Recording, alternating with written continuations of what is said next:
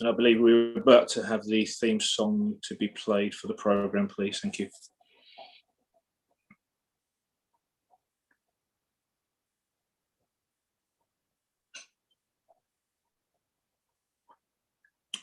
Okay, Dr. Patterson, it appears that we don't have the theme song at the moment. Can I introduce you then, sir, and allow you to begin the program for us this evening? Thank you, Dr. Patterson. Okay, let me begin now. Yes, sir. Okay. Well, it's good to be here. I should clarify a little bit of the things from my bio that was shared, but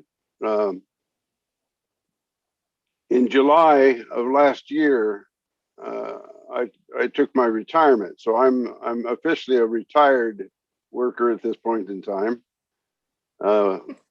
What I didn't anticipate is when you retire, people assume you have lots of extra time. And so very, very difficult to find time that I don't have something planned. So it's the activity of life and ministry continues, retired or not. I want to add too that I have the privilege of traveling on 2 separate passports. I'm a United States citizen and proud to be, but I'm also a Canadian citizen, and which gives me membership in the Commonwealth of the old former British Empire. And in fact, when I activated my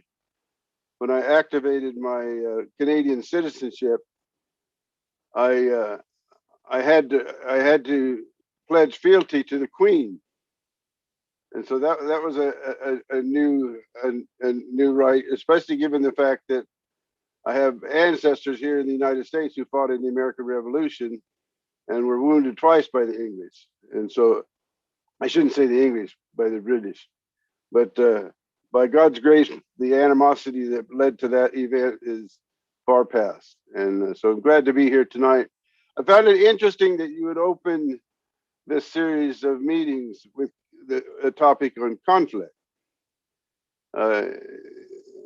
Maybe I could even ask the question: is there an intentional rationale for beginning the series with the subject of conflict?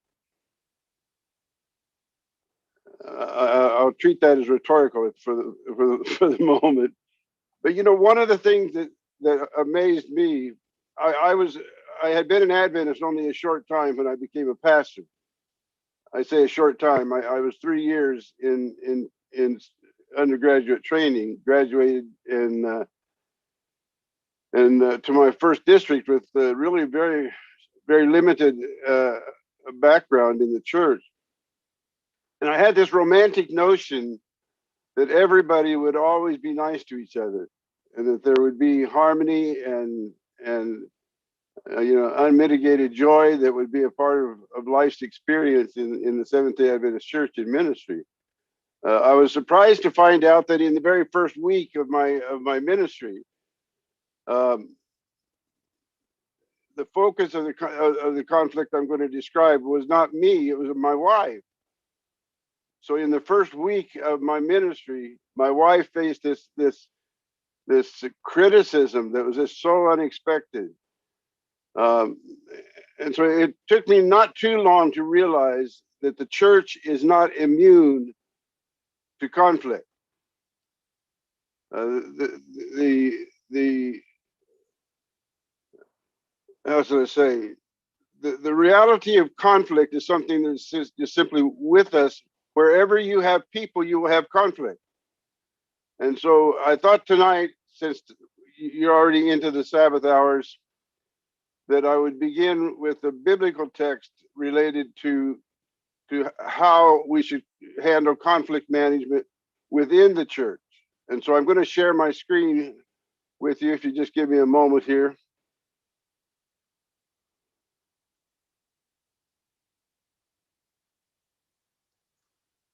Okay, are we okay? You can see it all right? Okay. So this is just an overview of managing conflict and the practical view of Matthew 18, 15 to 20. Who is this? So I'm going to read the text. It's rather small, so I apologize for that. But moreover, if your brother sins against you, go and tell him his fault between you and him alone. I want you to ponder that first sentence. What is the relational connection between the offender and the offended?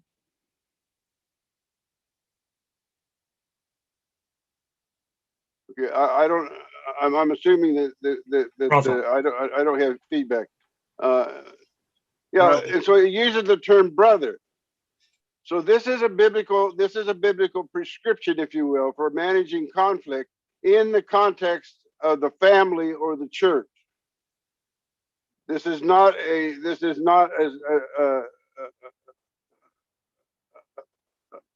formula of handling conflict that works in or should be applied in every situation. In fact, before my time is up this evening, I'm going to share one of those times when conflict is modeled in Scripture was successful, but handled in an entirely different pattern. So conflict management at times requires us to draw on our creativity to find solutions in how to handle the conflict. So if he hears you, you have gained your brother. Now I'm blessed by the God of heaven. He has given me 5 brothers and a sister.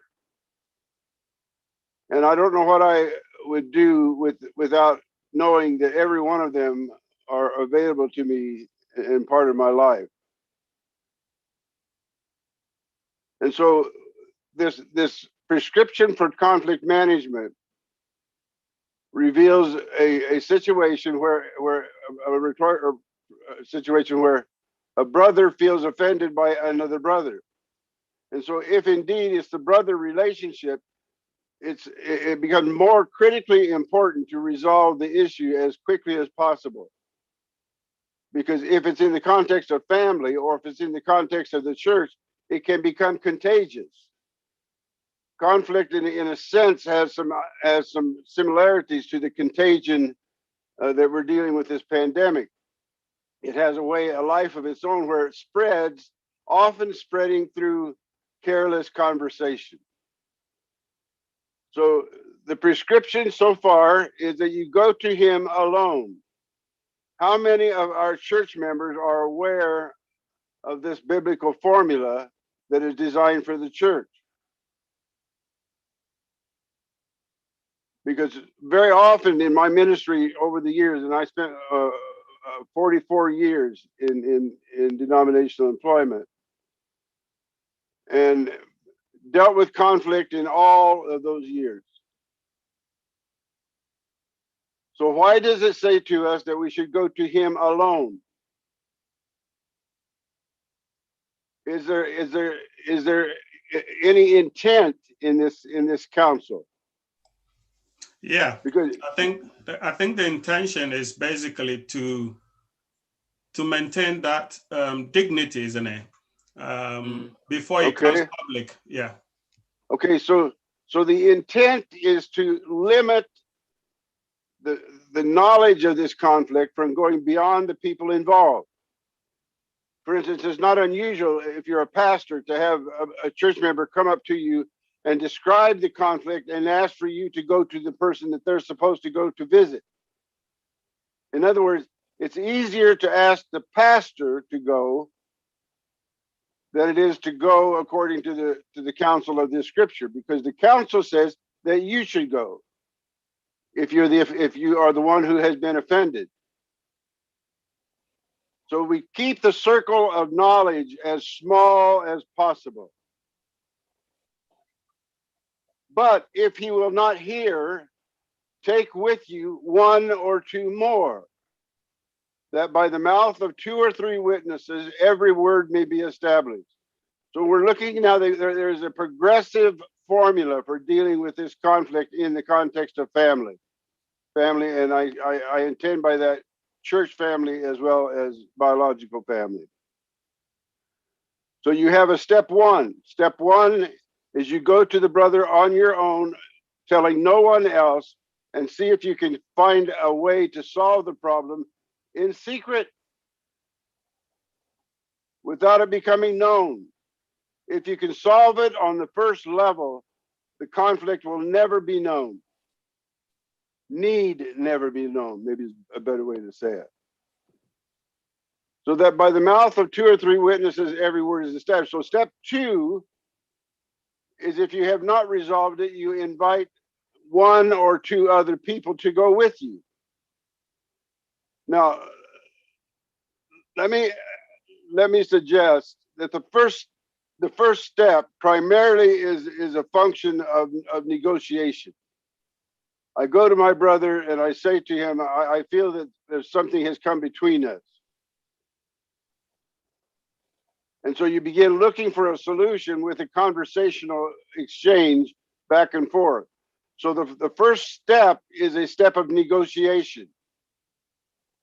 Now, I want you to follow as it changes garb, so to speak, from being negotiation to mediation. So in the second step, you take 2 or 3 witnesses with you that every word may be established. And if he refuses to hear them, then tell it to the church. So we now have 3 steps. Step 1, go by yourself. Step 2, take someone with you. Step 3, take it to the church. So if step 1 is negotiation, step 2, having 2 or 3 others there, would be very likely could become mediation. It may start off as negotiation, but those witnesses that you take with you can also serve a role of mediation. So what is the model, and how does that model change when you take it to the church? Does the offender have less or more freedom to express self in the second step or in the third step? Let me ask the question a different way. Is it more advantageous for the accused to find a solution at level 1 or 2, or better to wait until 3? 1 and 2. 1 and 2, because 3 is actually arbitration.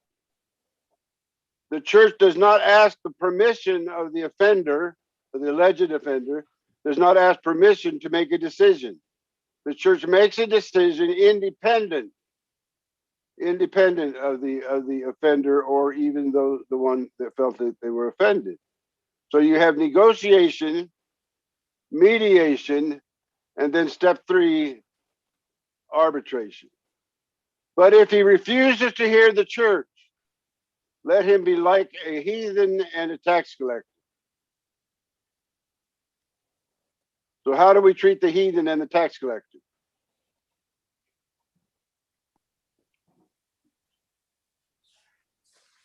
Well, this is an important reality. How do we treat the heathen and the tax collector? Depends who you are.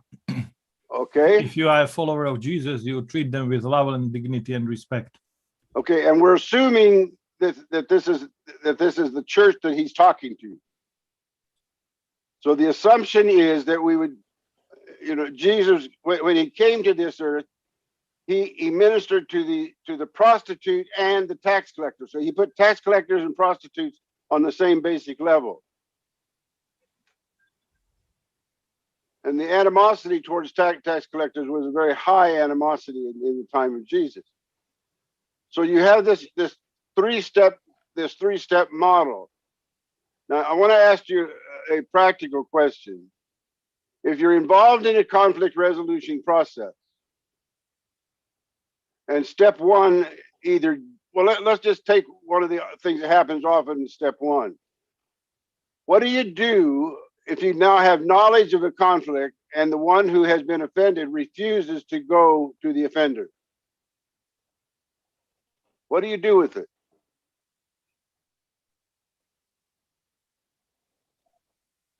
Now, this is an important question.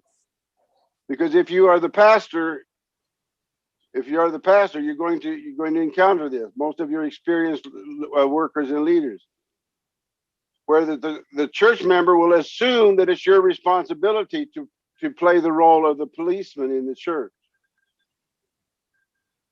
So but in reality, yes, go ahead. So would you mind just asking the question again, just so I can make sure which party is? Okay, let me say it again. So we're dealing with step one. It's not unusual to be standing at the door of the church on a Sabbath after the sermon for someone to tell you that they have been offended by another person in the church. And they ask you to go to that person.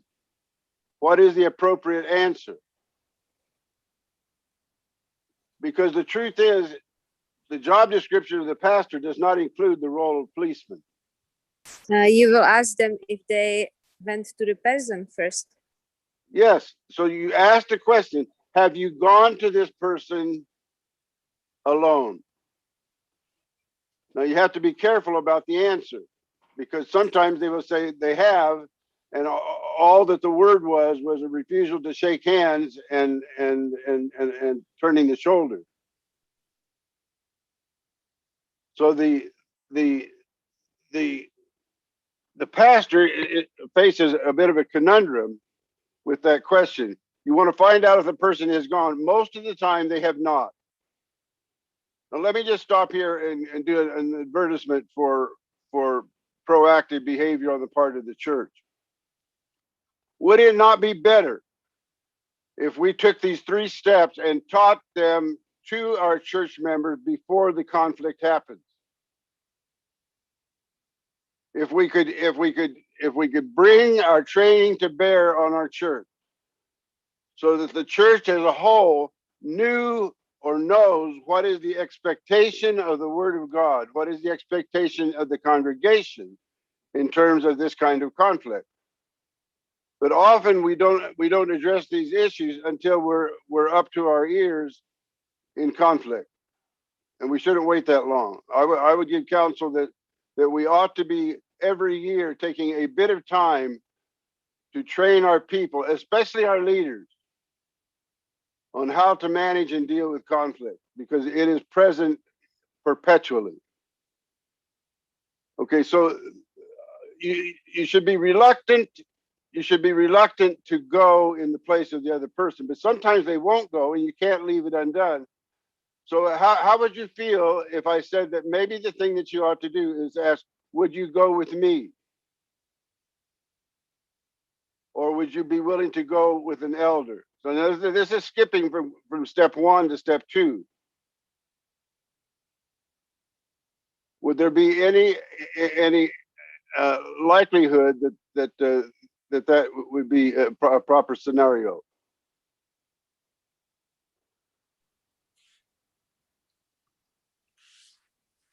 Assuredly, I say to you, oh, no, I skipped over. So if he refuses even to hear the church, let him be like a heathen and tax collector. That's where we left it off. Is it possible that there should be another step included? There's another part of chapter 18 that we don't often connect with the conflict process,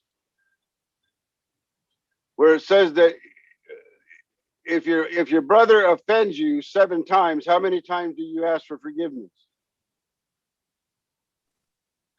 7 times? 70 times 7. Oh, it's 70 times 7. So can you see a way that this might fit into this process? If we treat this as a 3-step scenario, or maybe better, I should say a formula. If we treat it as a 3-step formula, that formula does not always work in every context. So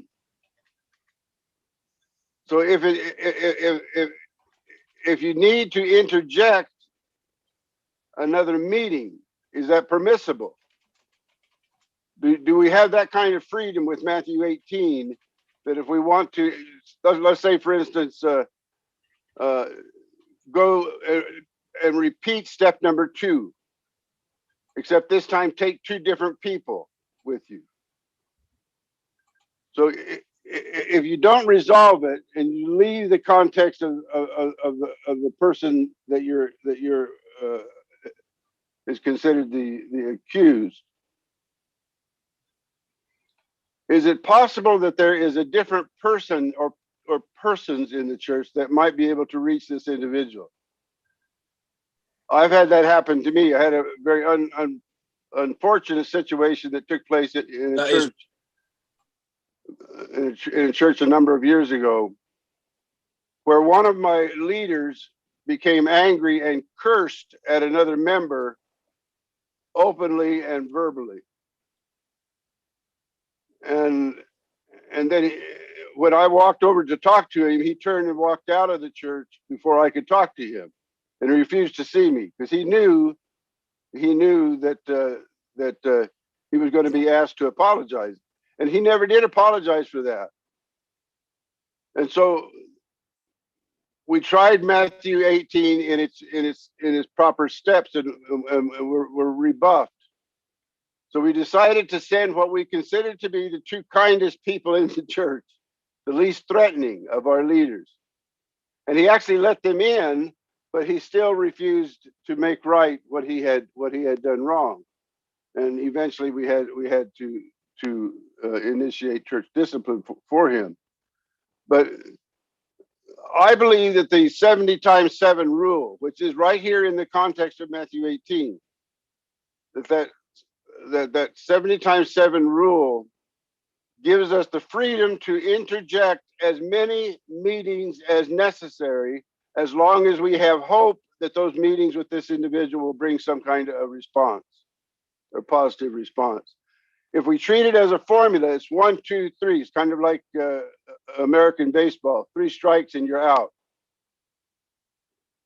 The 70 times 7 concept gives us some latitude for adding to that formula and to find creative ways to make it work. Okay, so who's involved? Yes. So can I just say, I think it's really wise what you said at the beginning of this session on that text, which is that we need to make what we're following really transparent to everyone. So that people have the expectation of this happening, because if they don't have the expectation, it can get very confusing, I guess. It would make our overall work much better, and I believe even more productive. See, one of the tendencies is for us to avoid dealing with the conflict at all. I have given in fact, Dr. Bell, who's going to follow me here this evening, was my mentor when I first came to the seminary. And he used a little book by Speed Lees that has an assessment that will help you understand what is your natural reaction to conflict. And over the years, I probably have given that assessment 300 or 400 times to different pastor groups or seminarians and what have you. And here's what I have found, that about 80% of Adventist leaders, their first response to conflict is to avoid and accommodate.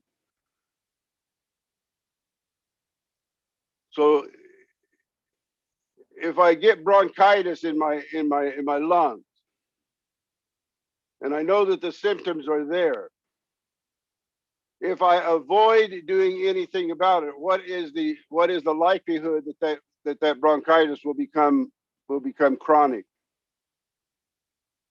See, conflict is the same way. If we avoid it and we accommodate it, it does not go away. And then we move and we leave behind this collection of conflicts that have never found resolution. And they become not acute conflict, which is fairly easy to deal with.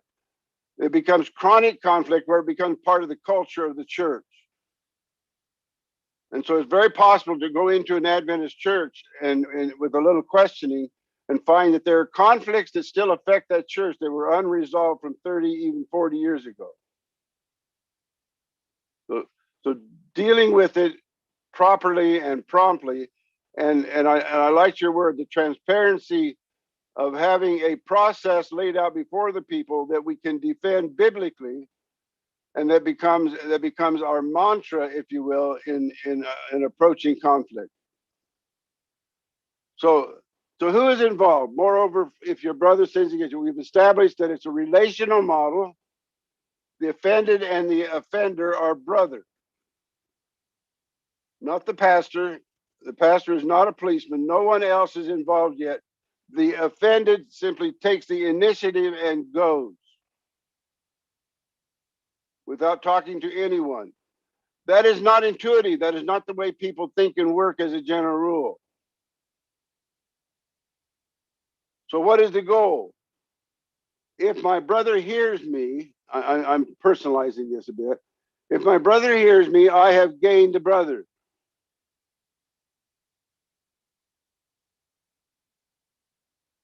Reconciliation.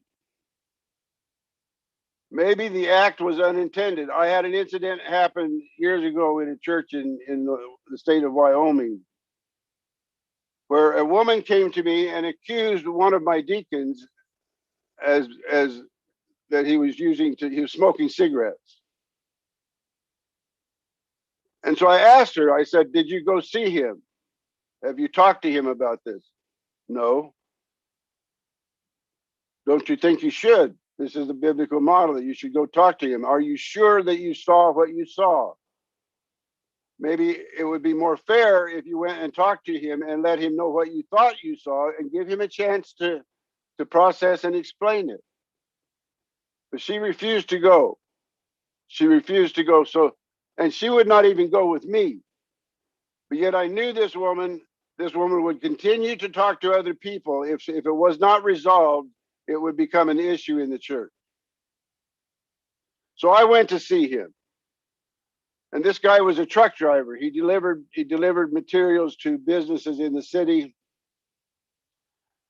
And my first explanation to him of the charges being made against him was, I could see in his face that he was confounded. He was confused. Why would somebody make that statement? Because he said, I'm not a smoker. And raising as many kids as I have raised, you kind of learn how to read people's face when they tell you they did or they did not do something. And I tended to believe him. And so I said, why do you think that this person thinks that they saw what they saw? What might have given rise to that?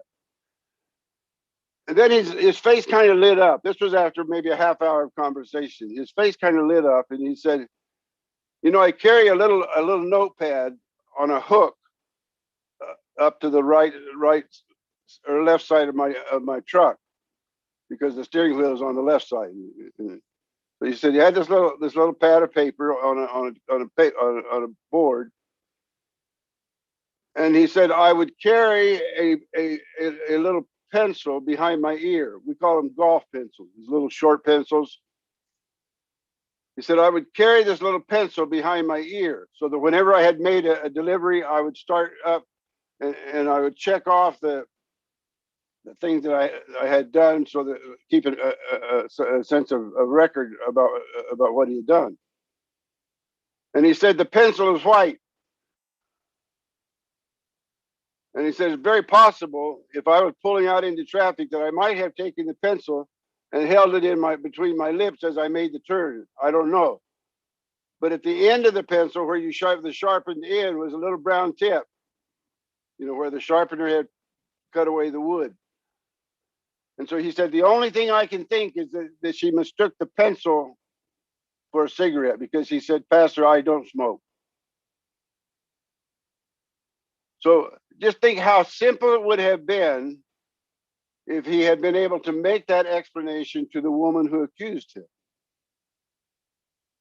And so the point I would make is that we need to have a process in place so that we can legitimately say to a person who wants to bypass their responsibility, we have then a process in place that it's not just the pastor that's saying no, you have an action by the entire church. This is the process we follow within the confines of our church.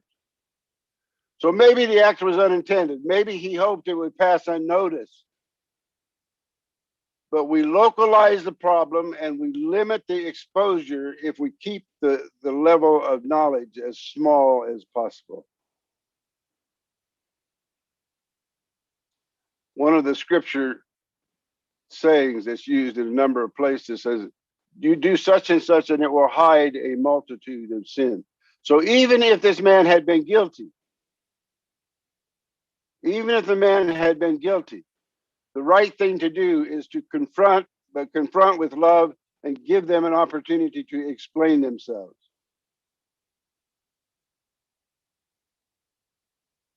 So if the goal is not achieved, and I'm going to read verse 16 again, but if he will not hear, take with you one or two more people. Sometimes we interpret that to say take an elder or two elders with you. It does not mention elder in these texts. And sometimes there are people in your church who are good listeners, who have a tender heart. Sometimes they would be better in this mediation context than even maybe one of the elders. So look for the giftedness in people that would allow you to staff these visits with competent people, but they don't necessarily have to be elders. So we keep the circle of knowledge small, contain the problem. The pastor or the primary leader is involved at this level. So when it comes to the second level, when it goes toward the second level, if the pastor is not aware of this problem, it's a good time to make sure that the pastor becomes aware of it. Now, what am I assuming? I'm assuming that you have elders who are trusted with leadership. Now, this is a leadership event, if my understanding is correct. Excuse me. So this is assuming that you have people in your church who are not necessarily positional leaders, but people that you trust with this kind of ministry. So, and you also benefit from the fact they don't come to you with every conflict that comes across their table. Do you need more to do? Probably not. Probably not. And so have people other than the normal positional leaders that will help pick up some of the load on this and move forward with it. So choose representatives that are trusted and are of good reputation. Do not choose a person to go with you who has a tendency to be judgmental. Take with you the Barnabases that you have in the church, or Mrs. Barnabas. So if the difference becomes rebellion, now if the person says no on the first visit, the only person that knows about it is the offended. In the second visit, if you've got three people and the offender, you've got the offender and the offended and two other people. So your circle of knowledge now is expanding. And the danger in step 2 is that you will choose someone to go with you who will tell someone else. Are you following me?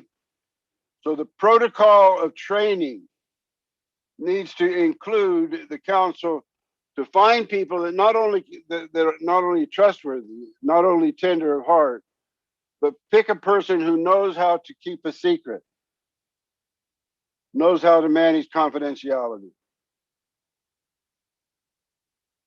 So if he refuses to hear them, tell it to the church. But if he refuses even to tell it to the church, that's when the tax collector. So if you come to the third level and the person continues to reject counsel. When I was vice president in one of the conferences in the southern part of the United States, I had a pastor who had a lovely wife, two beautiful daughters. But for some reason, he found himself infatuated with a woman that he wasn't married to. And I became aware of it. I went to him. And it's amazing how creative people can become when they're confronted with wrongdoing. His response to me, now this is a mature pastor. His response to me, I do not believe that God, I believe that God has led me to this woman. Now that is almost unbelievable. But he defended himself. We went through the process of 2 or 3 of us visiting him, and finally took it to the church. And he became angry and even more stubborn after we took it to the church. So this is an example when a difference of opinion becomes rebellion. Because rebellion is much more difficult to deal with than just a difference of opinion or an accusation. So rebellion should be distinguished from a sinful or damaging act. The act can be corrected with confession, with recompense, etc. But rebellion is a more serious issue. Do not implement this step if the possibility of reconciliation seems possible. So here would be my counsel as I understand Matthew 18. With the 70 times 7, avoid taking it to the church as long as possible. If you have even any hope that time and counsel and establishing friendship can solve it. I remember a man on my first visit to him, again, infidelity was involved. I remember him looking at me. I went to visit him in his office at his business. I remember him looking at me and saying, Pastor, I don't want to stop seeing her. I don't want to stop seeing her. And I said, would you be willing to step aside as an elder and let me and you work on this for a period of time? And he agreed. So the nominating committee did not re-elect him or recommend him for office. So it was just between him and I, and it went on for about 1.5 years. And as long as those meetings that I had with him were productive and seemed to be helping, and they did seem to be helping. But after a period of time, on his own, he said, Pastor, I'm ready to tie this off. Most of the church never knew that happened. Because when I told the nominating committee, I didn't tell them why.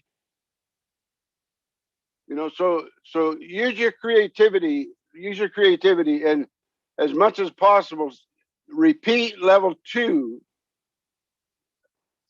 in the visitation context. Repeat that as long as you feel like that there's any hope that it's going to help. So that's the reason I have in bold print here, uppercase print. Do not implement this step if the possibility of reconciliation seems possible. If you have hope, don't take it to the church yet. Okay.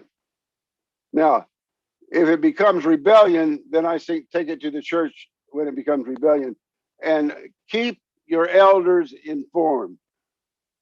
If it becomes rebellion, now not necessarily before, but if it becomes rebellion, keep your elders aware. Okay, so the implications of Matthew 18. Jesus said to him, I did not say to you up to 7 times, but up to 70 times 7. So we've already looked at that. If the wisdom of those involved consider the value of intermediate step before taking it to the church, then implement the additional steps. And by the way, it's not just your creativity that comes into play here. Seek the creativity of your members. This is especially true if you're dealing with a multicultural church. I can see just from the people that I see on the screen that not all of you are originally from England or from Great Britain. One of the things I found in working in Africa was that Africans almost always will use a third person intermediary to deal with the conflict. Very, very common in the African continent, even among different tribes. In the Western world, United States, Western Europe, whatever, most conflict management counselors will urge you not to use a triangulation. In other words, don't put a third person in there to mediate this process. Okay. But in Africa, what do you do? What do you do if the culture does not support the model? Is the model holy? Does God expect us to lay our creativity on the shelf? Or if you've got a conflict between an African and an Eastern European, let's just say it's that mixture, are they going to see conflict management the same way culturally? Or are they going to see it differently? I think that this is one of the challenges that we have in Adventist ministry, is that we teach people how to read Greek and Hebrew, but to my knowledge, there is no formal class required for a pastor in the area of conflict management in order to enter ministry. And yet conflict management is going to be a part of his or her life for as long as they serve in leadership. So if the wisdom of those involved consider the value of intermediate step before taking it to the church, then implement additional steps. Be careful to listen as carefully as you can to those that you're working with. Council of Elders, church board, additional visits to the offender. So the church is the broadest and most public context allowed by Matthew 18. This is really the one place, the Adventist system of leadership that was established in 1901 at Battle Creek General Conference saw the people as the repository for authority, not the leaders. The leaders were selected by the people. By policy, do Adventist leaders make decisions? No, they take recommendations to committees, and the committees make decisions. That is how it was designed, okay? So the church becomes the broadest and most public context. And in the Adventist church, we have adopted that system back in 1901, that the church has the final say. I mean, have you ever had a church in a conflict situation, church discipline action, that did not take the counsel that they were given by the pastor and went another route? What do you do as a pastor when your church votes something that you disagree with, especially in the area of discipline?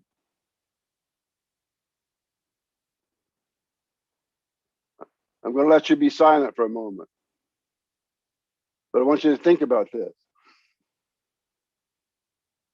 If we accept the idea that the church is the broadest and most public context,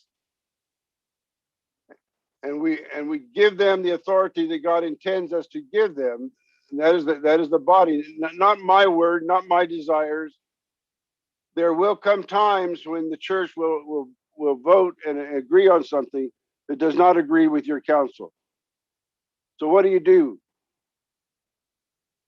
Complain? I hope not. I hope not. I hope you have the grace to accept the fact that is the downside. That is the downside of the model that God has given to us. That we have to sometimes trust the people's decision, even when it seems like a wrong decision. Okay. So let's look at this diagram. So the first level is the small circle here, where you have 1 + 1. That is the purest, cleanest, safest place to solve the conflict. 1 plus a couple of others, it would make 3, is the second level. And it's a little broader. So now you have a community that goes to visit. And then I interjected the the 70 times 7 principle between step 3 and step 2. That you repeat step 2 as long as you feel that there is any what? Hope. Any hope that reconciliation can be established. So 70 times 7 gives you a box that I'm going to call the creative box in the conflict management process. This is where you start looking for ideas, looking for ways of dealing with it. And then if that doesn't work, you take it to the church. You take it to the church and let the church decide. So you got negotiation, mediation, and arbitration. Those 3 steps in the process. So let's look, also Matthew 18 deals with this issue of authority of the local church. Assuredly, I say to you, whatever you bind on earth will be bound in heaven, and whatever you loose on earth will be loosed in heaven.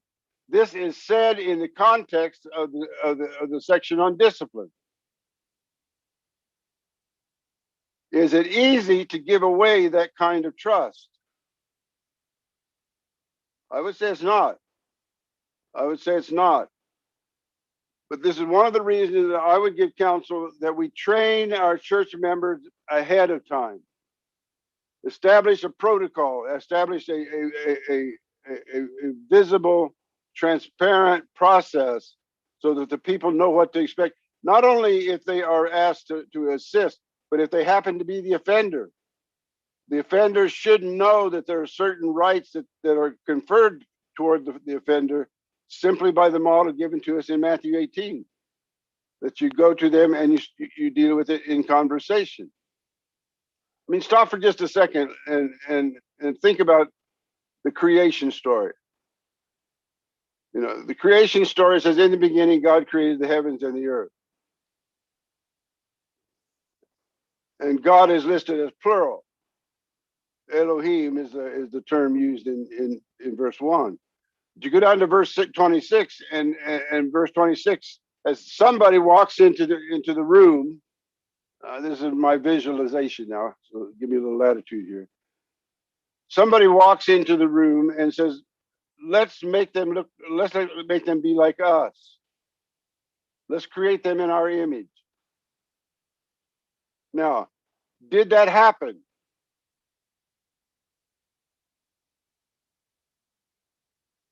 Did it happen? Are we created in God's image? Yeah. Yes. So what else had to be said in that room when the person stepped in and said, let's make them in our image? Somebody had to say what? Good idea. Now here's the point I want to make with the creation context. Leadership in the beginning, prior to sin, leadership was a function of community, not a function of the individual. Do you hear me on that? Leadership was a function of the community. And the process was conversation, not command. You try to find in the pre-fall context of the writings in Scripture, find a place where God is commanding in the pre-fall context. Leadership is a conversation. And so what do you have here in Matthew 18? You have a model of conversation that is targeted, directed conversation that takes place between the offender and the offended, the church and the offender, the church and the offended. So you have an ongoing conversation until you finally come to an arbitrated agreement if you can't solve it in any other way. And so my counsel would be, as we look at conflict management, think of it as a community behavior, not an individual behavior. For one thing, and I spent a large part of my ministry working with and helping pastors succeed and grow. Being ministerial director for a number of years was one of the best assignments I had in my 44 years. And one of the things that we need to do is we need to protect the pastor. And you can protect the pastor by teaching the pastor how to do these things without saying I and me. Let the decisions, let the recommendations come from the body. You have conversations with your elders, you have conversations with your board and what have you. But when it comes to the church and business session and you're dealing with discipline, you should never take ownership. You should always use the pronouns that indicate that you worked with a group. We came to the conclusion. And so you don't use I and you don't use me. Does that make sense, gentlemen and ladies? Yeah. I hope it does. It's a protection for you. It's a protection for you. And so you make the decisions, you make the announcements always in the context of the plural, just like Genesis 1:26. Let us make man in our image. You know, one of the fascinating things, and this has nothing to do with conflict, though conflict does arise because of this sometimes, is the person who stepped in and said, let's make them in our image is never identified. We don't know who said that. So credit was never established. So my link to that is that if you're dealing with conflict and you make decisions regarding the protocol that you're going to follow and what have you, never allow it to be said that the pastor said or the pastor recommended. All the recommendations, all the accounts of this, the journaling or whatever that is done should be in the plural. We, us, okay? Okay, assuredly I say to you, whatever you bind on earth will be bound in heaven, and whatever you loose on earth will be loosed in heaven. Would you trust this world with that kind of authority? I mean, just stop and think about it for a second. You see, whatever you decide, I'm going to honor what you decide. What was the first time that we're aware of that God did that? The first time that God said, whatever you decide, that's the way it's going to be. At creation. At creation. With humans, He gave Adam the probably the time when responsibility. he actually allowed Adam to name the animals. Yes. And God actually said, whatever you decide to call or to name them, that's what we will call them. So he gave authority, and he gave responsibility with authority to Adam even before Adam was created.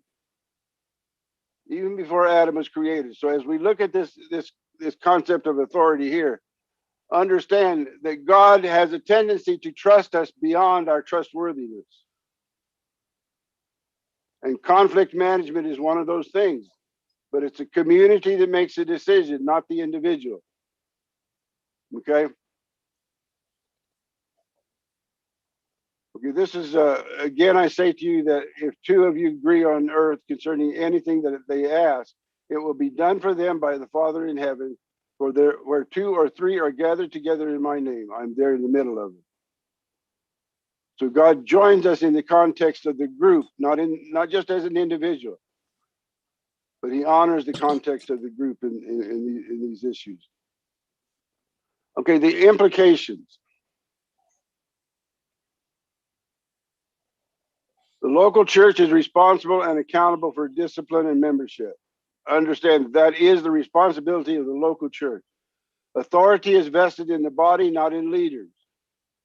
The pastor is not vested with authority to determine discipline issues. Gentlemen and ladies, don't even make a recommendation. Let the church struggle with it. You do not want your name attached to a decision or a recommendation when it ends up being discipline for a member. The body or the church alone has that right and responsibility. Conference cannot override discipline decisions made by a duly assembled local church body. Who then will God hold accountable? Who will he hold accountable? The church.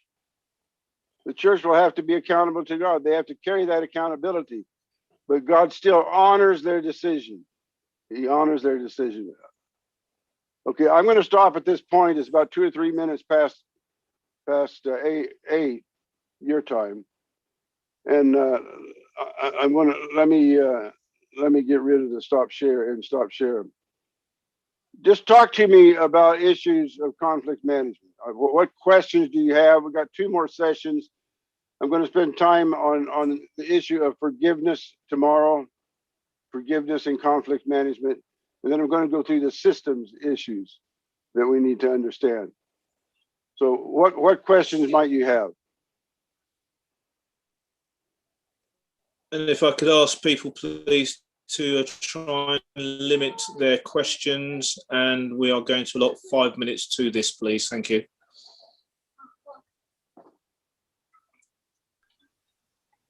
So does anyone have any questions in relation to what they've heard or in relation to the conflict management?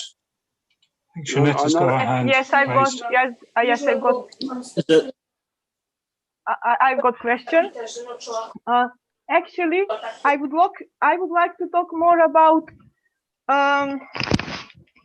public and personal sin. I think that we need to distinguish public and personal sin. I think that with these verses were talking more about the personal sin, but the examples were for public sin. Like public sin was when Paul rebuked Peter. That was public sin, and I totally agree that it is good to rebuke somebody. Peter's sin was public. Yes.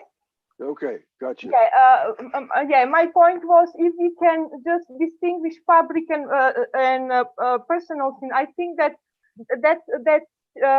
with the cigarette and confusing if the cigarette was on the ear or it's a misunderstanding. Yes, but however, if it was cigarette, for example, still that is a public sin. That is not something personal that woman should go to that person. Personally, I think that if we see that somebody makes sin publicly, we should go to the pastor or to the elder. But if the sin is between me and my sister or my brother, if my sister or my brother wrong to me, probably that time I will go to him and go through that road that you showed us, like first step. And Zanita, there are some personal sins that also have to be handled in that public context. If a woman comes to me and says that her husband is beating her, abusing her physically, yes, that the last thing I should do is say, I want you to go by yourself and talk to him. Yeah, that's ridiculous. Yeah. And so you need to creatively set up a protocol for how do I deal with this. Okay. If the abuse touches on a child, at least in most of the United States, you're required by law to report it to the authorities. And so it requires us to be aware of local civil law, and in some cases even criminal law, if it's sexual abuse or what have you. But we have to use our good common sense. Yeah. I wouldn't send a child back by themselves to solve a problem. If that visit is going to involve any kind of possibility of injury for them. But the other thing is, if you have a public sin, sometimes it's best to rebuke that public sin immediately in the presence of it actually happening. Yeah. And that rebuke is appropriate, I think, especially for a spiritual leader. Yeah. Okay. I agree with that.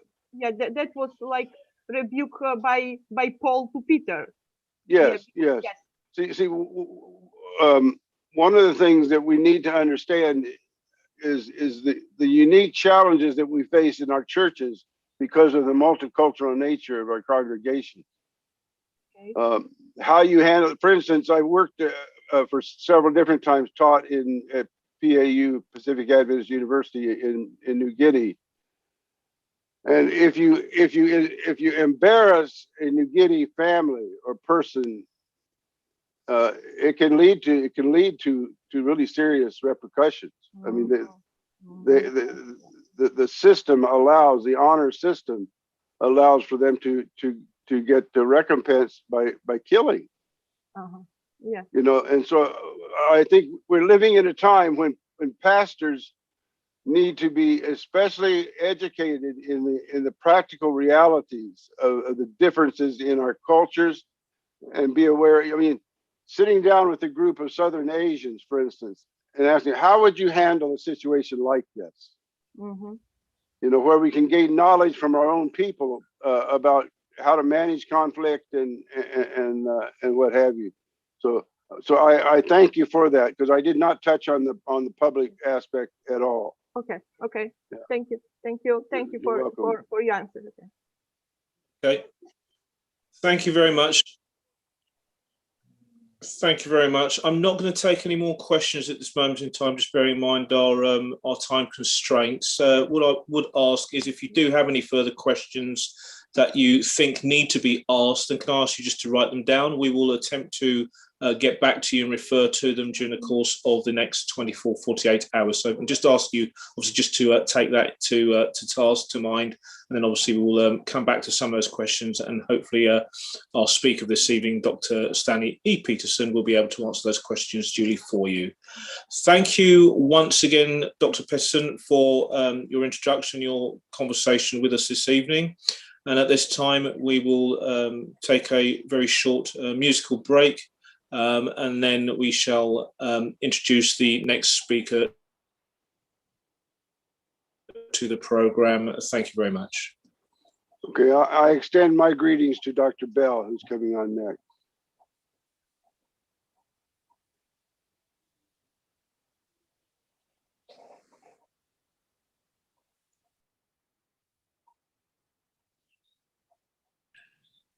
And greetings to you, Stan. Standing by.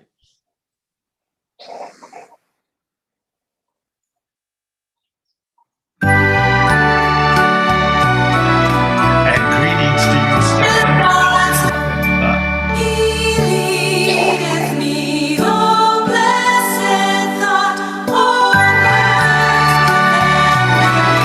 And greetings to you, Stan. Standing by. He leadeth me, oh blessed. And greetings to you, Stan. Standing by.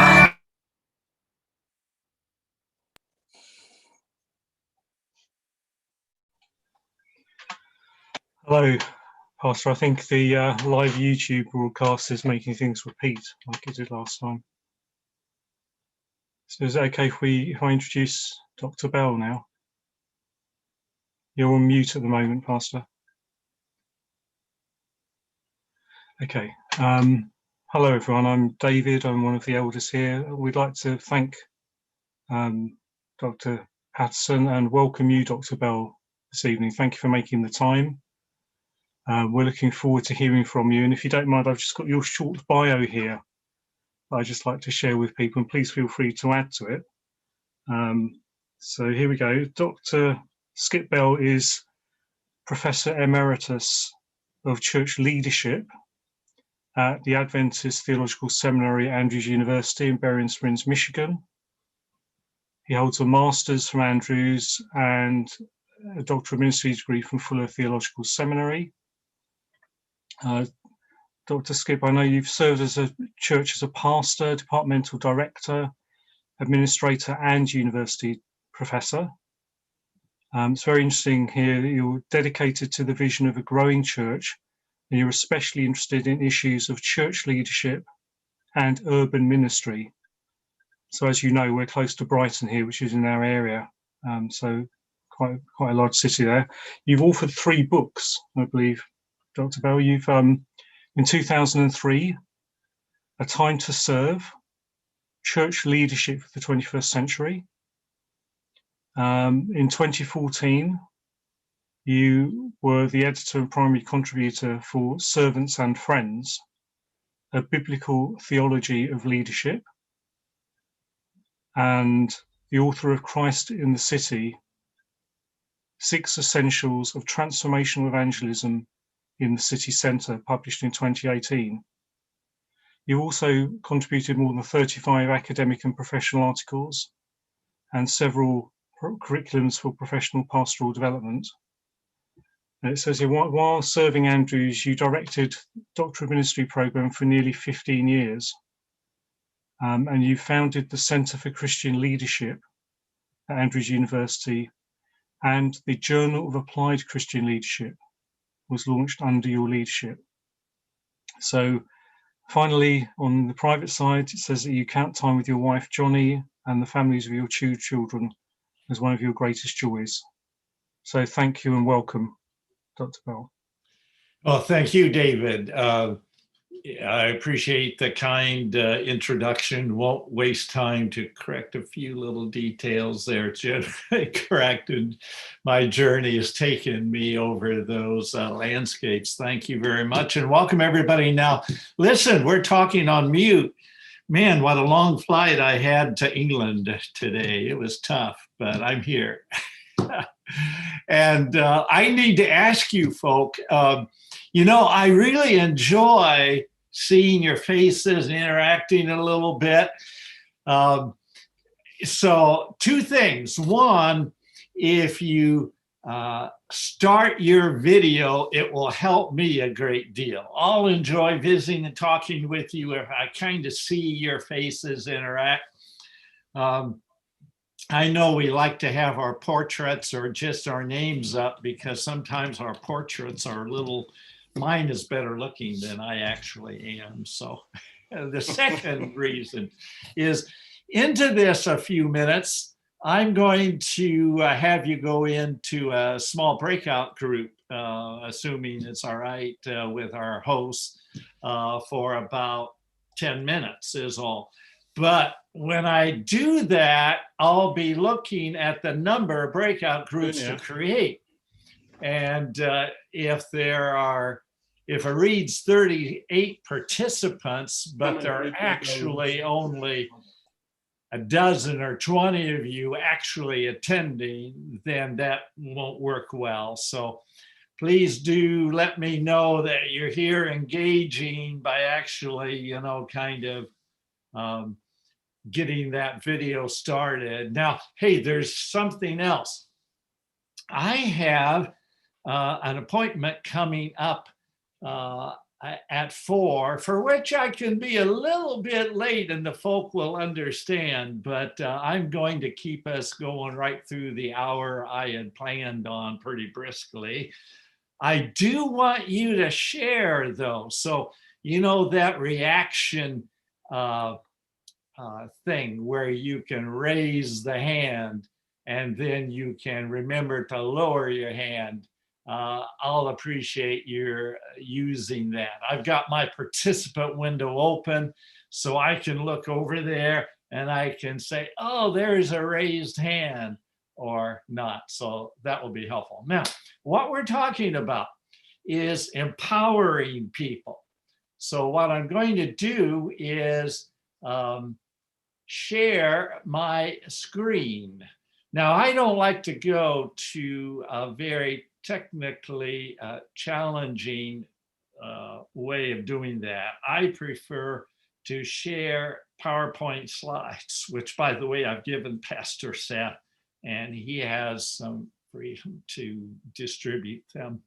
The more people can use them and distribute them, the better, gets the message out. But I'm going to share screen. You have access. And then we'll just go through those one by one here. Do you see my screen? If I see David, I see Stan, I see Pastor Seth. If you see my screen, can you just wave your hand at me? Good, good, that's showing up. So, empowering people in ministry. there's a quotation I found: leadership requires faith in other people. I paraphrased it a little bit. It's really true. If you're going to be in relationship to other people and you're teamed, you're working together in a shared vision of ministry, you've got to have faith in people. And the foundation for empowering people is actually that faith in people. Here's another quote that I'll throw at you: find the best people you can, give them all the development you can. I actually changed the word from training to development from the quotes that I mixed two together here, because it's there's a distinction between training people and really developing people. And in the context of empowerment, I want you to think about people who develop in such a way that they self-lead, they pursue their own learning, they grow. You don't have to kind of teach skill by skill, they develop skills. So you give them those opportunities for development, and you give them all the responsibility you can with the authority needed for that challenge. Now I have let's bring this home to a personal level. I've talked about having faith in people and giving them development, giving them responsibility. I had an interesting moment when I was serving with a team of people in the New York Conference, which in the United States is that state of New York outside the city metropolitan area. And I enjoyed serving with them over some time. And typically in a conference setting, the staff will get together periodically. Our process was every Monday, we got together in a worship and prayer time, but then once a month, that Monday was a full morning of staff, etc. So it was one of those Monday mornings, a full staff meeting. And when I say the full morning, I think we started after an hour being in the office to give some other detailed time. But we would be together for about 2.5 hours or so. And I wrote out an agenda for the staff meeting. And there was something on that agenda. I had been there for several months serving with them that I felt needed some addressing. I had wandered around our office. You know what I mean by wandering. You walk around, you tap on the open door frame, and you say, "How's it going, Sally?" Or "How's it going, Jim?" And hey, what's happening? Anything that you might want to share? Well, in the past 2 months, as I've been doing that, I had been raising an issue. I was serving in the team as the president of the conference, and so I had that freedom to kind of say, have you ever thought that it might be good if we had some? And the issue was the way we communicated throughout that conference. There was no newsletter, no e-letter, no slide production showing what was happening in our mission and progress. It was all word of mouth. And word of mouth is great. It's great. I mean, if we were having a lesson on communication, we'd have to say it's the most underestimated, valuable communication we do, word of mouth. But I felt we needed something in addition to that. So after I had done that for 4 or 6 weeks, intentionally even, I put on the agenda getting the word out. Now, interesting thing. I could have said a recommendation to launch a, let's say, conference newsletter. This was a few years ago when we were just bridging from printed media to electronic media. And I could have put on but if I put that on the agenda, and I handed it out. You know, you get an agenda that the chair or the conference president hands out, and it has a concrete recommendation. You know what everybody does? They say, oh, I've got to decide if I'll support what she or he is recommending. And, you know, that's really not going to generate a vigorous dialogue. So I just put getting the word out. And we came to that spot on the agenda. And I said, you know, we had a nice, it wasn't square, it wasn't rectangle, it wasn't round, it was a custom-made oblong thing, a big thing in this committee room table. And I was at the table and I said, okay, hey, the next thing on the agenda is getting the word out. I said, now, right, when I said that, I'm sitting forward. We're talking about empowering people. So I'm sitting forward in my chair. You know, I'm energetic. I'm saying, oh, we need to talk about this, getting the word out. I'm leaning forward in my chair. And then as I go around our office and I visit with you for a few moments, I hear neat things going on. Or I'm out in a church on Saturday, I see something really great going on. Or I call a principal and I say, hey, I'm going to be visiting the pastor. Can I stop by and say hi at the school? I just want to stop and say hi because I've never seen that Parkview school or whatever. Oh, sure. And I stop by and they tell me what's happening. I say, oh, that's so exciting. And so I explained to all the departmental leaders, associates, the staff, the ABC managers there. And I say, what, you know, for the next few weeks, I can share that by word of mouth. You folk do the same thing, but pretty soon there's just more than we'd like to share, and we can't, you know, do all that effectively. So I've wondered if we should look at some ways to get the word out. And then, you know, empowering people, there's so many things, so many things. So I lean back in my chair, like I'd exhausted myself in the 3 or 4 minutes that I introduced the thing. And I looked around at them. What happens when you do that? You know, if you are mentally putting yourself in a group, you have to know the difference between a person who introduces an item and says, all right, ask me so I can enlighten you. Or a person that says, yeah, we need to talk about this. And if you say, you know, hey, what are some ideas you have, what you need to talk about? There's going to be 20 seconds, 30 seconds of silence. And oh, I tell you, that's hard to endure. It really is. It takes an intentional decision in your mind to say, I've got to stop. I've got to listen to what folks say, which reminds me, I need to open my participant window so I can see if there are raised hands. All right.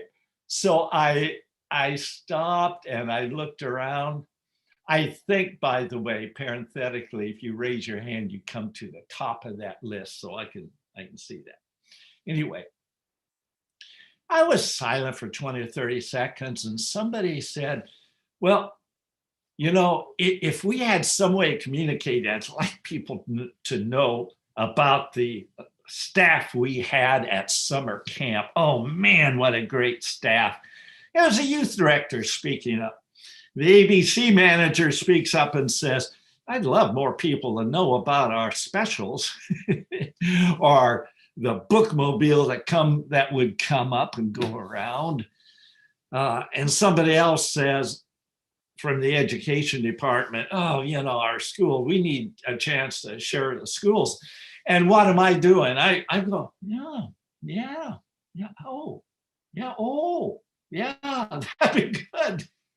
That'd be good. So it gives me the opportunity to say, oh, you guys have good ideas.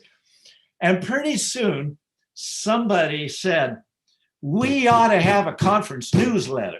Now, I was actually hoping they'd progress a little bit past a printed newsletter, but we are in the bridge time. And I said, oh, and I wait, and somebody else said, if we had one, then we could. And they spent 3 minutes, 7 minutes talking about what could go in a newsletter. Now, I'm guilty. I had wandered around.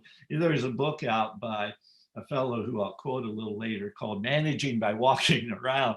And really, if you just kind of walk around and talk to people, ask what's on their mind and listen, there's a lot of empowerment that goes on.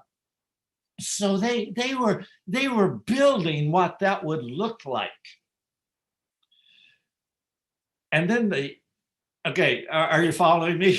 Are you listening? All right, okay. Our conference treasurer raised his hand. Now, if you are in a team on the conference level, church members or pastors or whomever is joining here, when the conference treasurer speaks up, we're talking about empowering people. It's a key moment. I'll never forget this conference treasurer. He raised his hand and I said, yeah, George. And he said, if we decide to do something like that, we can look and adjust some things in the budget, figure out how to make it work for the rest of the year and then put it in the next full year's budget. My goodness, did you hear what he did? Okay, somebody in the group has got to be thinking, we're talking about empowering people.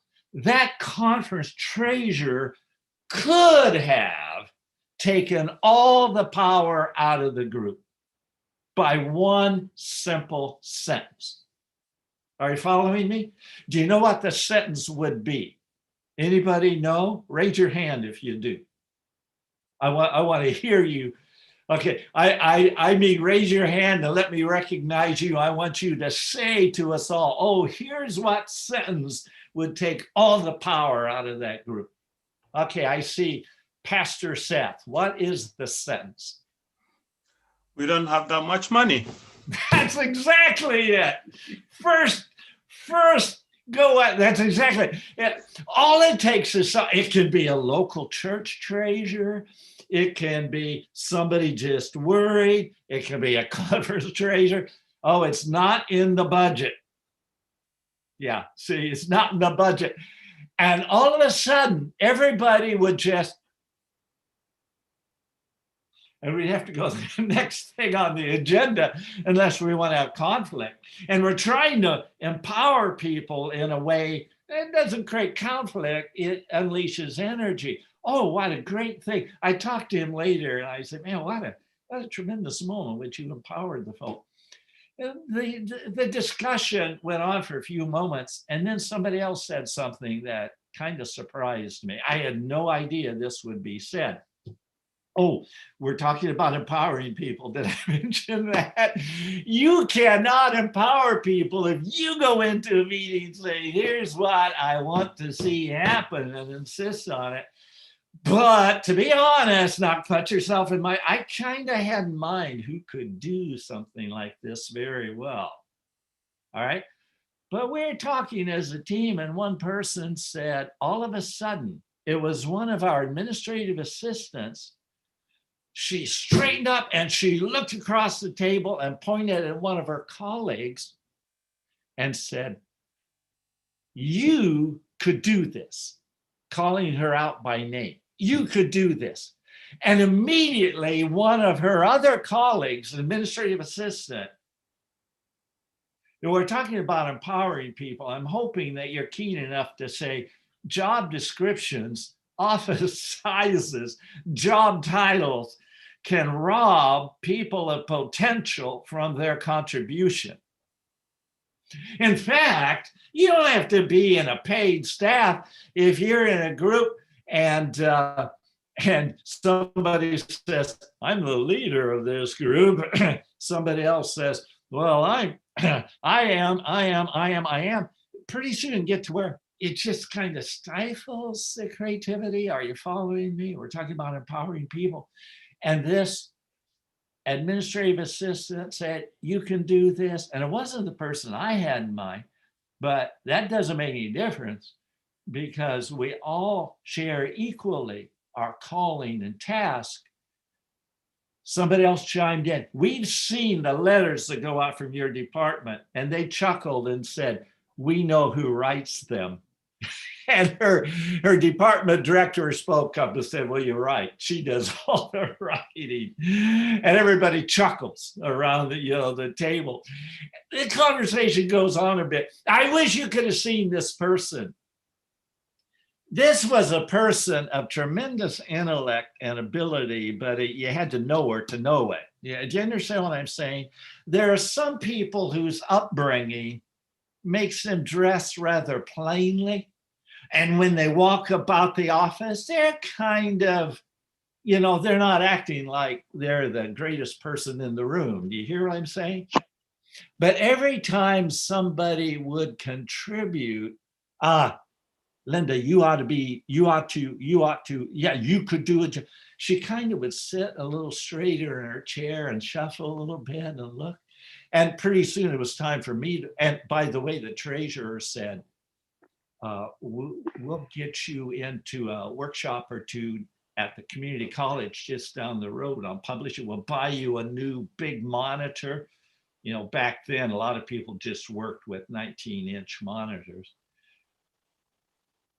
Pretty soon it was time for the conference president to speak up. So I said, Linda, it sounds like we want you to do this.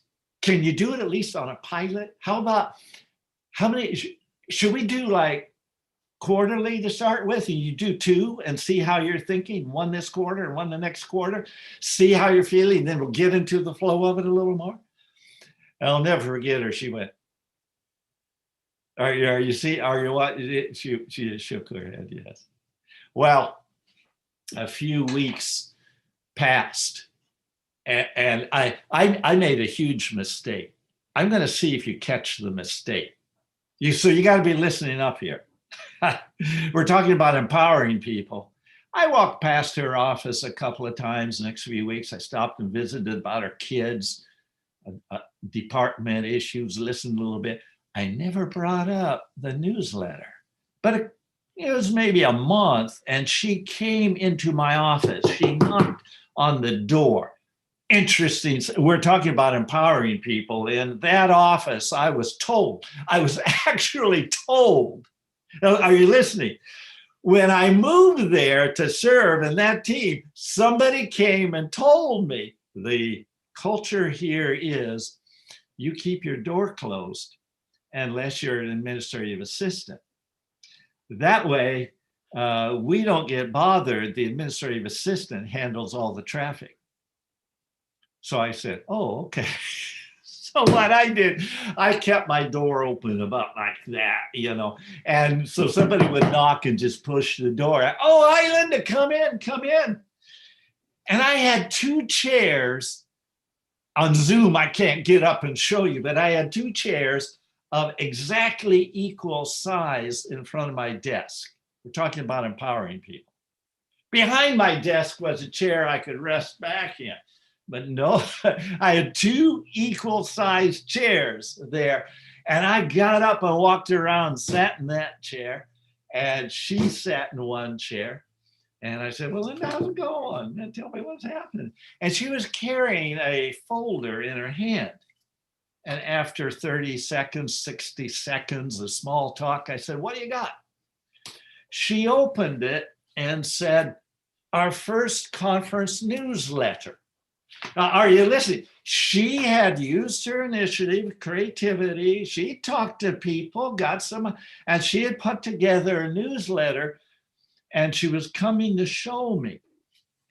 Now, the moment I looked at that, I saw some things that this could have been done differently. This could have been done a little differently. And I had to make a decision in my mind. And folk, if you're listening, I only had about 2 or 3 seconds for that decision. I mean, I could say, well, Linda, could you do this a little differently? Or we could set that up a little differently. Or, hey, here's a typo, it looks like. But I knew she had tremendous potential, but she wasn't the most confident, secure person. What am I going to do? Close the folder. I handed it back to her and said, Linda, we've got our first conference newsletter. And it went out. Now, fortunately, in a fairly small, not a large conference, everybody kind of was kind to her because she had grown up in that state. She was well known. And the next one, you know, staff joined in and they helped. The treasurer said, hey, we'll pay to print a cover sheet. The next one was really, really good. And by the third one, excellent. And she kept doing them for the rest of her time living in upstate New York until her husband took a job and moved out of the Rust Belt south. Now, I want to see what you might have learned from that narrative. It's a practical narrative, and I'll get to sharing a bit more theory with you before we finish. I especially am interested to find out, you know, you might say, well, Skip, I think that was good or that was good, but there's something I did that was really a mistake when you talk about empowering people. I want to see who identifies that. So just use the technology and raise your hand. I'll call on you. Go ahead.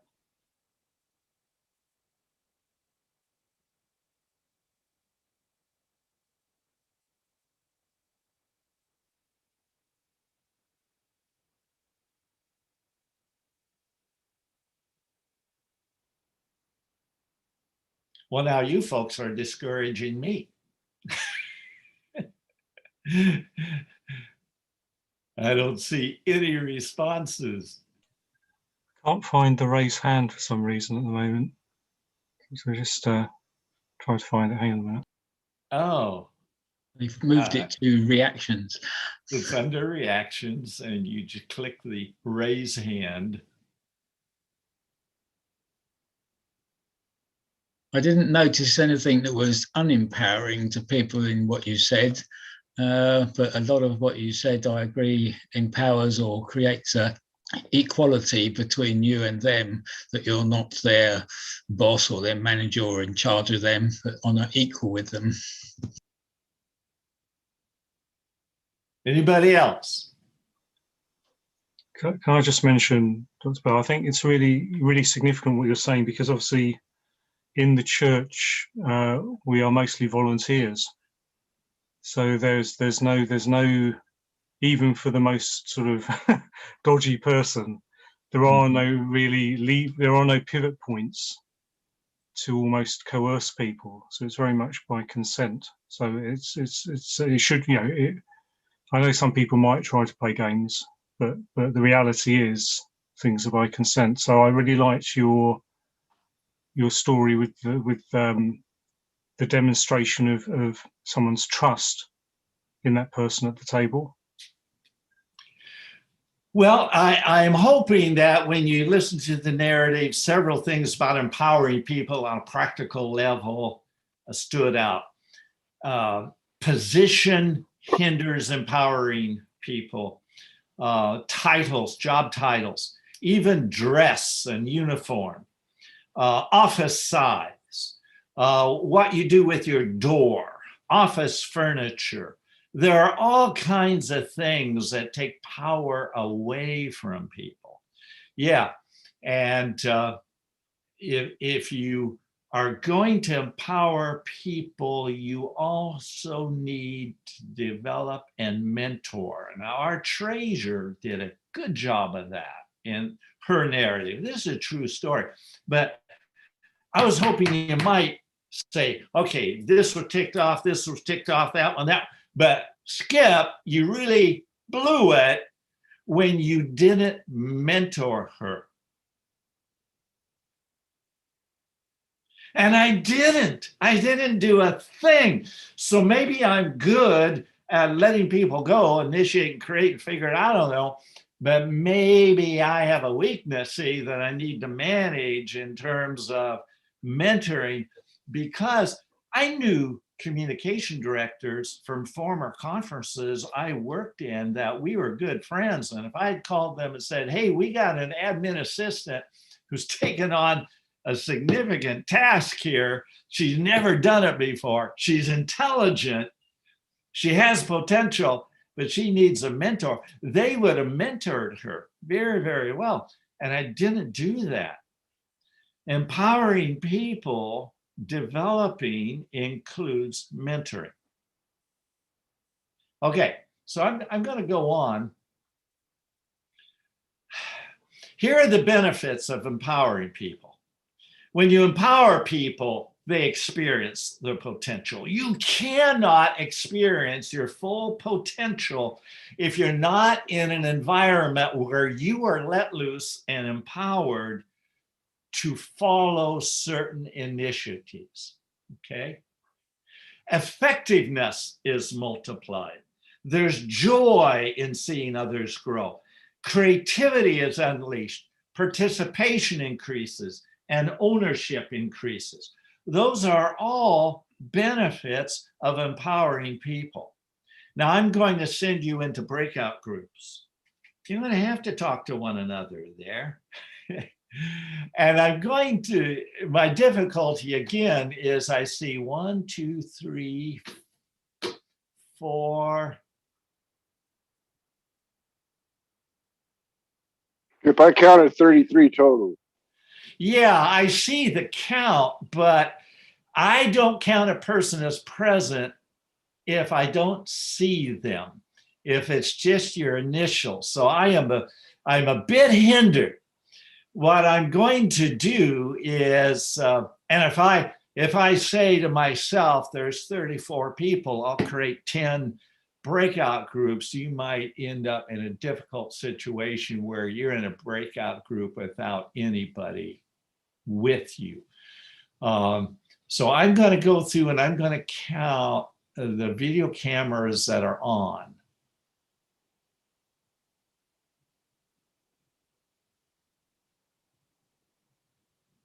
There are 14 video cameras on. I'm going to create 5 breakout groups. If a person decides to turn their camera on, and meaning that we end up with too many in a breakout group, then you're going to have to ask 3 or at the most 4 of you to participate because you won't all have time. I want you to take 3 minutes to share a time you felt empowered in ministry. Ask why, yourself why, and what specific leadership behaviors or circumstances helped you feel that way.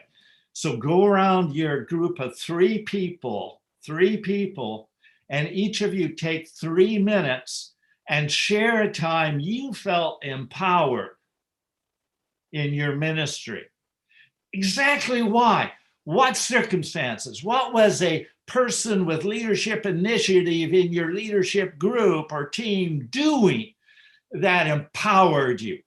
And it's got to be concise, just 3 minutes. Go around the circle, 3 people sharing. And after you've done that, it'll take you 9 or 10 minutes. Take 2 minutes and describe what you have learned from that sharing. I'll close the groups. You'll get a signal. This is probably set up for a 60-second group close. So you'll see a note come to you saying the groups are closing. And I am going to. Okay, Pastor Seth, you're starting the groups.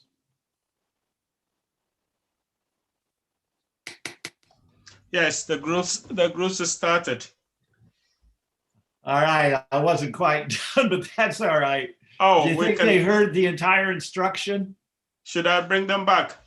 No, I don't want to do that. I want you to answer the question, please. Do you think they heard the entire instruction? I thought so. All right. And they're in groups, you automatically assign them to groups of 3. We created 6 groups. All right. Now it's 3:48 my time.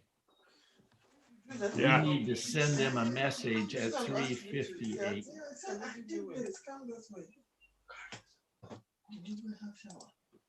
So we send a message 3:58, yeah?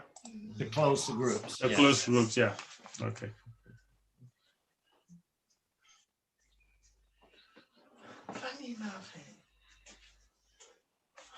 Did you not include us in any group? You can join whichever group you want to. Why did you not include? Why'd you have to hit me?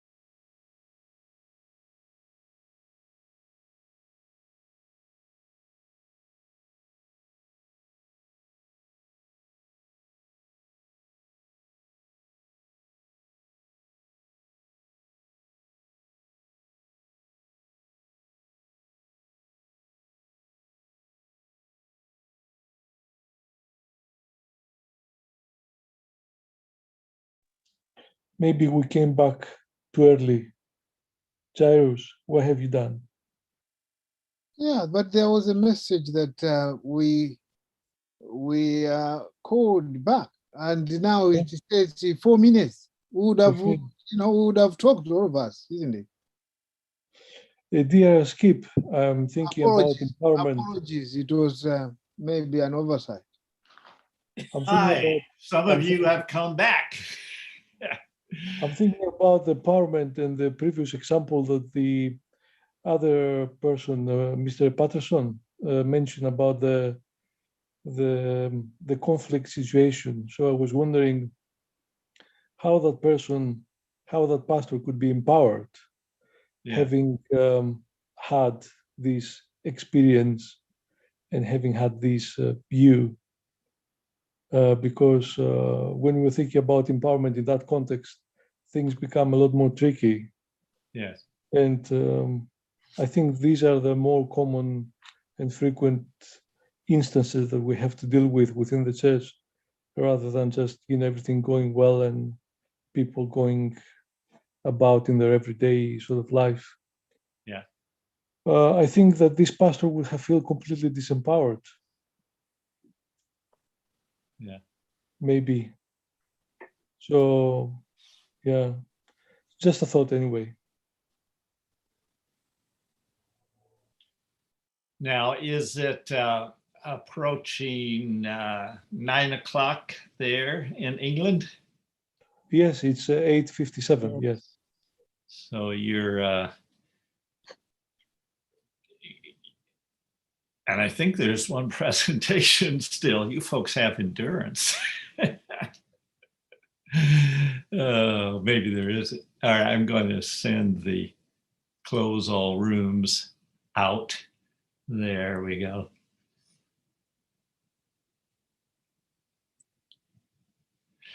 All right, you folks that have, Stefanos, are you still seeing my screen sharing? Yes, I can see your screen saying yes. Tony? Yes, I can see it. Good, good. Yeah, everybody will be back in about 30 seconds.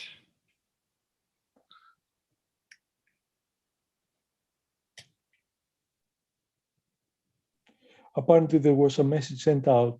That's why we came back earlier than the others. So just let you know. Oh.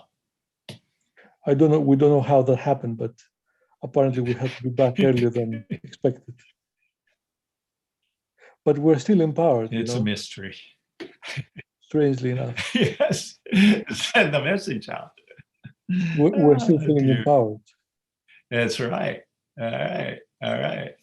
Okay, folk, we're back together now. And I'm wondering if I could ask two people just in 60 seconds each to describe some learning from that past 8 to 10 minutes you had. And just raise your hand in the technology of the participant list so I can call on you, please.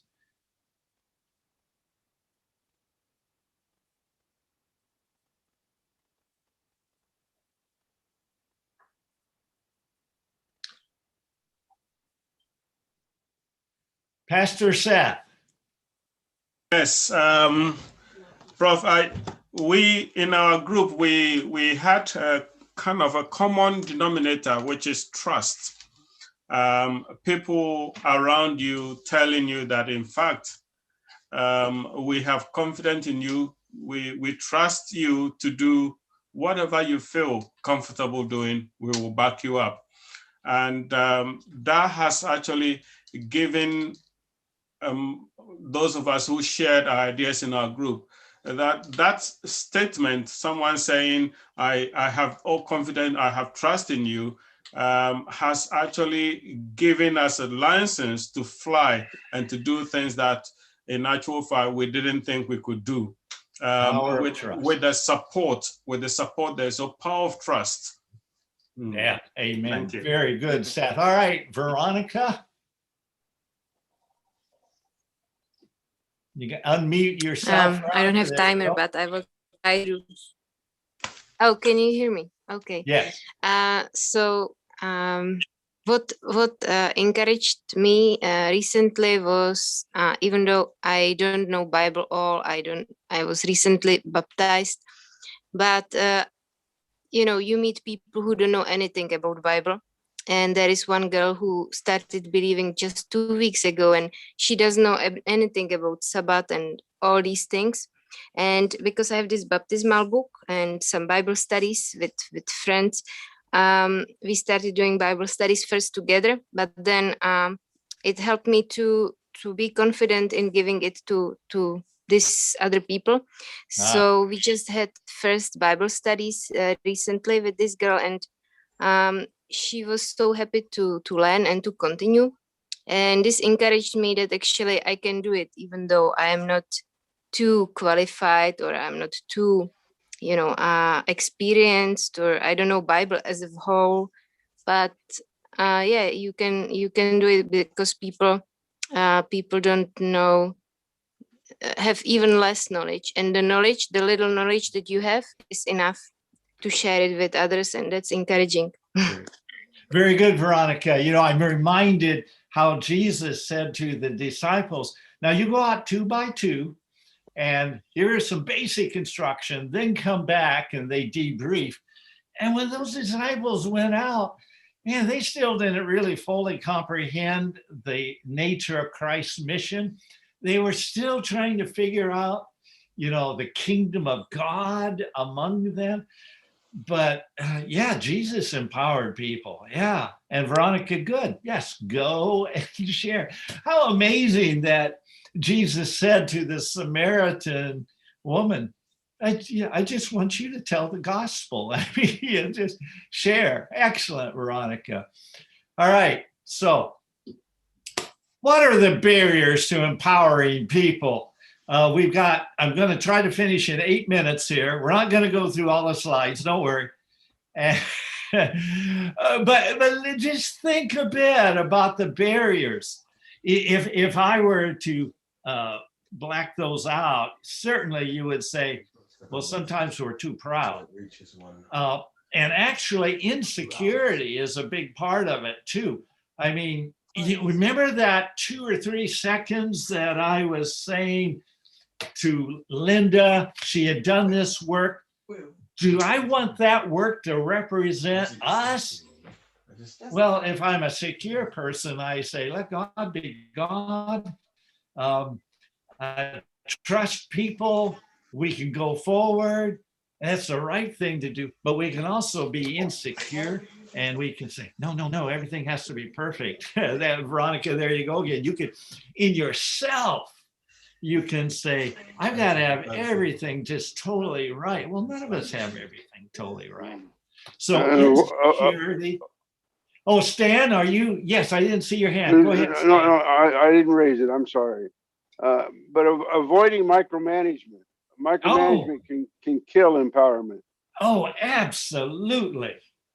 Because when we try to say, oh, just do it this way, you're so right, Stan, because people are pretty soon start saying, I'm not going to do anything until that person gives me exact instruction. Yeah, that's very good. Resistance to change. Oh, what do I mean by that? Yvonne. I was going back to your insecurity with Linda. Yeah. You say Linda was insecure. Now, you being the boss, I gather, when she comes to you with that folder, you could have said, this is excellent, Linda. But how do you think if we could do it this way? Because this is reflecting all of us. Linda would have been delighted because Linda is learning. So, and if we're doing something for God or other people, we need to give it our best shot. Yes.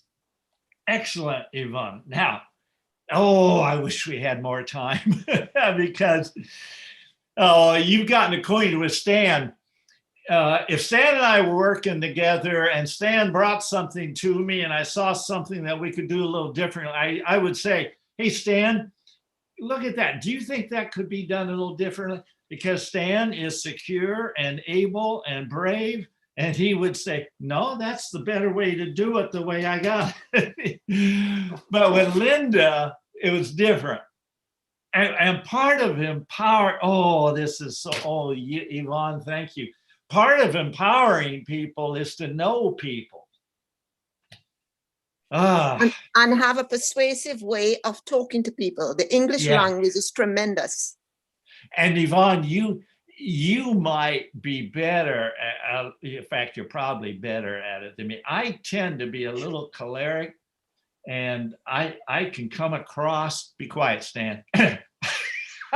Stan knows me well. I can come across as, oh, come on now, let's do it this way or that way.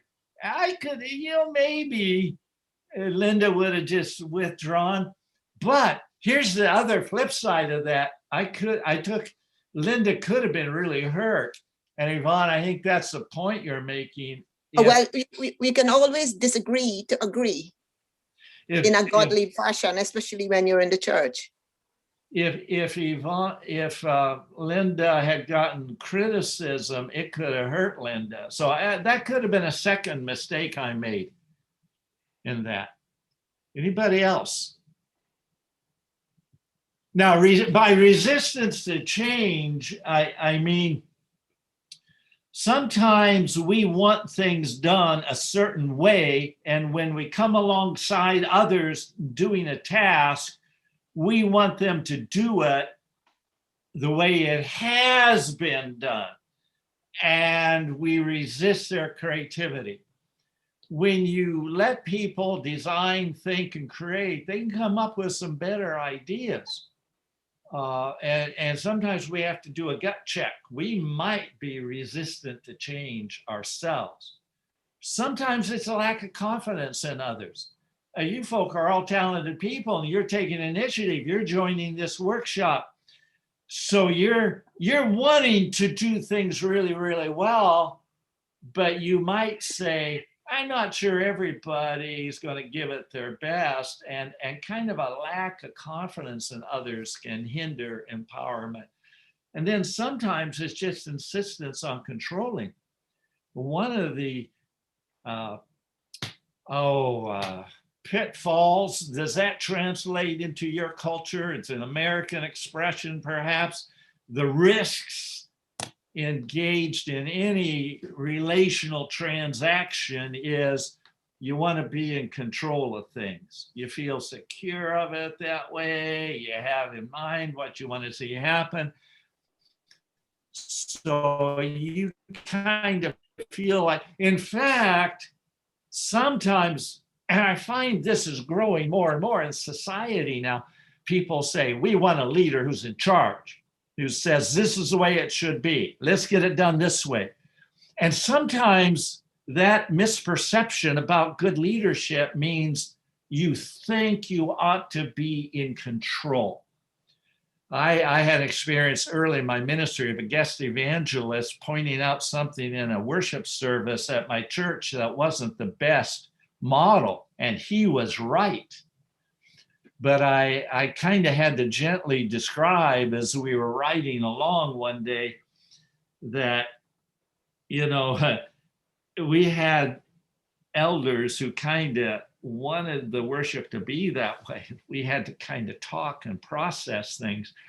And he looked at me and he said, who runs your church? Well, what flashed in my mind is if I think I run it, I might be mistaken. Now, if I don't think I have influence, I might be mistaken.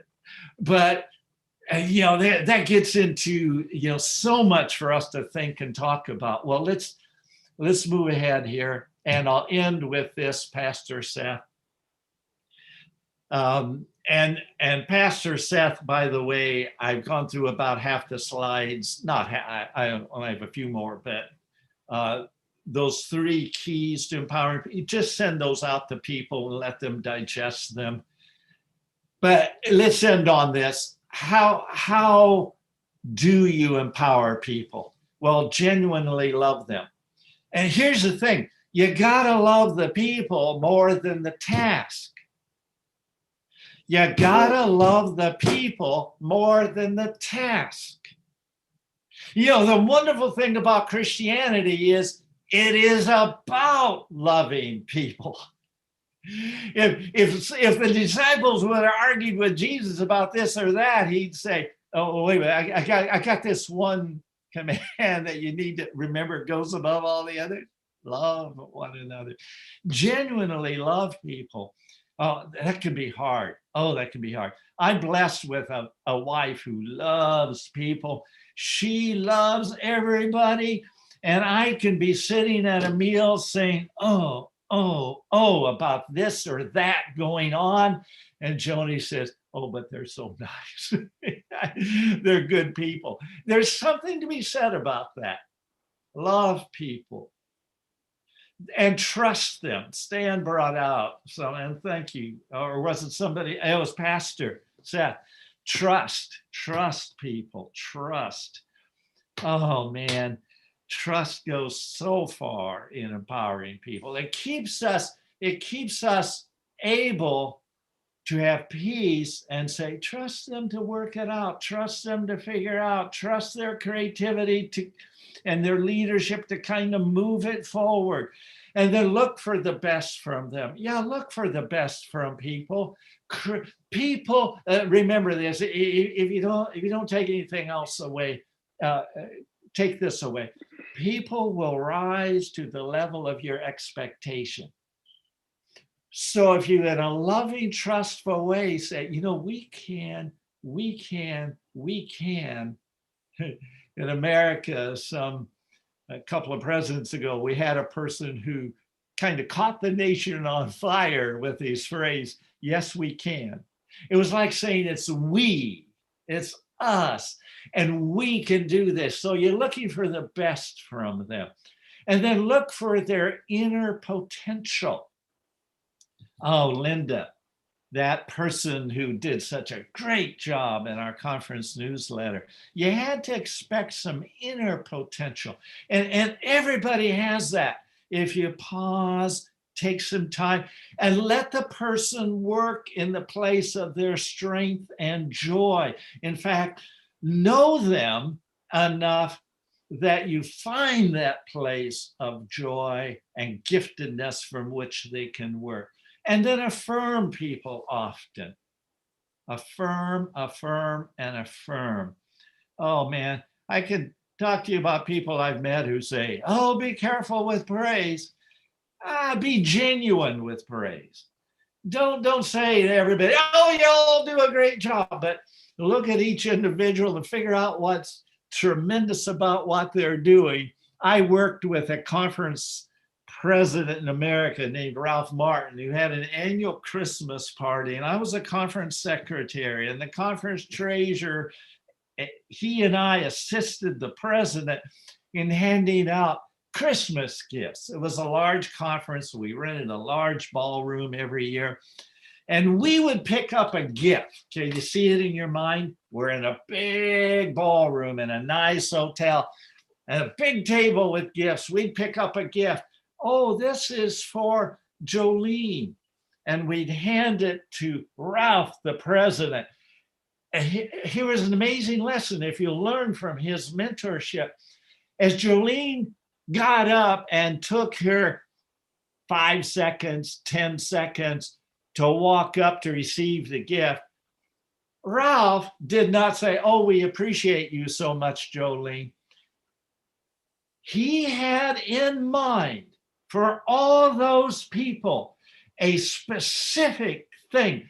And he would say, Jolene, the new summer camp brochure, I commented on it to Mark, the youth director. He said, you worked with a designer. That was an amazing piece of work. Thank you for all you do. He gave everybody a very personal, specific affirmation. So it wasn't just, oh, you're great. Now, I don't mind it if people say, oh, you're great. But if somebody notices a significant contribution and affirms it, oh, that empowers people. Give people challenges. Give them challenges that stretch them. Let them struggle with challenges. Don't be there ready to critique or correct. Yeah, be beside to pray and encourage. Maybe give, the mentorship and the help, but let them work with challenges. Give them what they need, which is an environment of freedom, support, encouragement, affirmation, resources to do their task, not what they deserve. When you think, oh, they deserve correction, they deserve to have that responsibility taken away and handed to somebody else, give them what they need to succeed. Hey, I've gone overtime and it's 9:15 where you folks are at. I'm going to fly back to America and I'll fly back to London and see you folk tomorrow for a while. All right, Pastor Seth, I'm done. I like that, Skip. That is brilliant. Thank you so much, Elder David. But we will see you tomorrow. We will see you both tomorrow, Pastor Stan, Pastor Skip. I can see Pastor Duda on the platform as well. We'll hear more from all these wonderful ministers tomorrow. God bless you. Elder David, can you finish with us, please? Yeah, we'll close with a prayer now. Thank you so much. This has been an amazing session, and we're looking forward to God leading us through more sessions like this tomorrow. So let's pray. Dear Lord, thank you for bringing Dr. Patterson and Dr. Bell to us, and Dr. Duda tonight. Thank you for inspiring all of us, Lord. Thank you for inspiring pastors to organise this. Thank you for all of us being together, all as one, all on one level, Lord, with you. And please help us to get a restful night. Lord, we pray for those that are struggling with illness or discouragement, those that are grieving. Help us to take our solace from you and our power from you. In Jesus' name, amen. Just to remind all of us, if you can see the screen, tomorrow we have Dr. Duda at 9:15. You wouldn't want to miss that time. And then we have the sermon at 10:15 from Dr. Osei. And as you can see, the whole day is packed. And these people are just waiting to explode. So please, if you don't come, if you don't show up, the explosion will take place and you will miss it. All right. God bless you all. Have a good night. Happy Sabbath. Dr. Duda, do you want to say something? I heard your mouth move. Just blessing to everybody, and see you tomorrow. Good night. Yeah, Shabbat Shalom. Shabbat Shalom. Shabbat Shalom. Good night. Good night.